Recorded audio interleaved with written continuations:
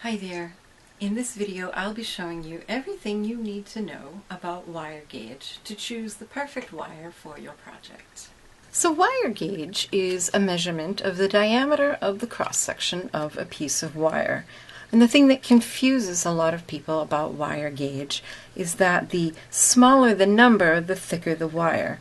Here's a little chart that you might find helpful as a visual. You can see down at the bottom here, 12 gauge, which is what this wire is thicker than 28 gauge, which is what this wire is. And you'll use different gauges or sizes of wire depending on what you're using them for in your project. This 28 gauge wire is very, very thin, and it's used for coiling and weaving, but it's not suitable for structure.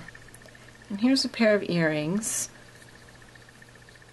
and you can see these coils and wraps, these very fine bits of wire, were done with 28 gauge, and they're decorative and they help to hold and lash pieces together, but they certainly wouldn't be strong enough for a structure. So something like 24 or 26 gauge wire is also good for wrapping.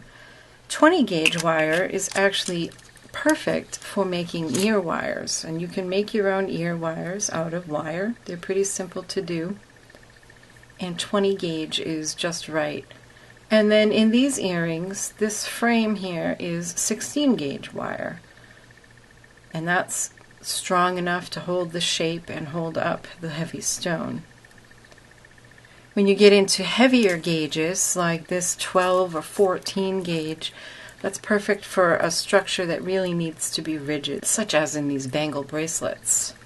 Or in the wire frame for these earrings, you can see these were made with 14 gauge wire, which was then hammered for a texture, and the 28 gauge wire was used to wrap on the beads. So I hope you found that helpful in choosing the right gauge of wire for your project.